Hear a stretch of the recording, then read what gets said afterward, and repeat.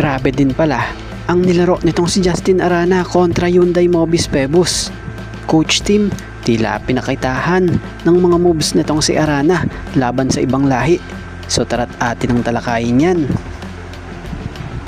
Matatanda ang nalusot ng Gilas Pilipinas ang panalo laban sa Korean Basketball League team na Hyundai Mobis Pebus.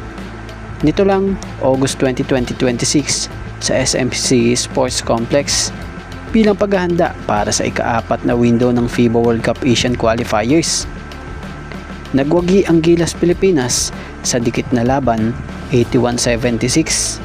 So sa nangyaring laro, aminado si coach team na hindi gaano o hindi ganon kaganda ang ipinakita ng koponan kahit pa sila ang nanalo.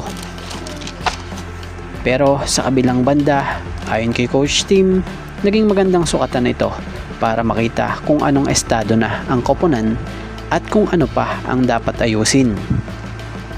So ang laban niyang ito ay bahagi ng ensayo para sa mga laro ng Gilas, gaya ng kontra Jordan sa August 28 at kontra Iran sa August 30.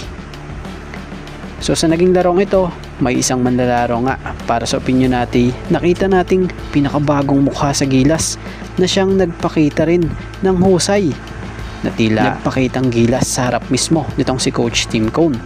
At ito ngay si Justin Arana. So kitang-kitang ipinamalas din pala nitong si Justin Arana na kaya niyang makipagsabayan ng ligsi or bilis sa ibang lahi. At kala mo nga kung gumalaw sa poste ay mala Junmar, kumbaga small version pero maligsi. So credit po and thank you dito sa nag-upload ng video na si Mr. Summer Vlog. Nagbigay lamang tayo ng kaunting reaction of opinion patungkol dito kay Justin Arana. So kita natin na para sa akin or opinion natin, hindi lang po siya pang PBA, kaya niya nga rin pong sumabay sa laro ng international. So kagandahan nga ngayon, talagang isinama na or kasama na si Justin Arana sa training camp ng Gilas Pilipinas Main para sa 4th window ng FIBA World Cup Asian Qualifiers.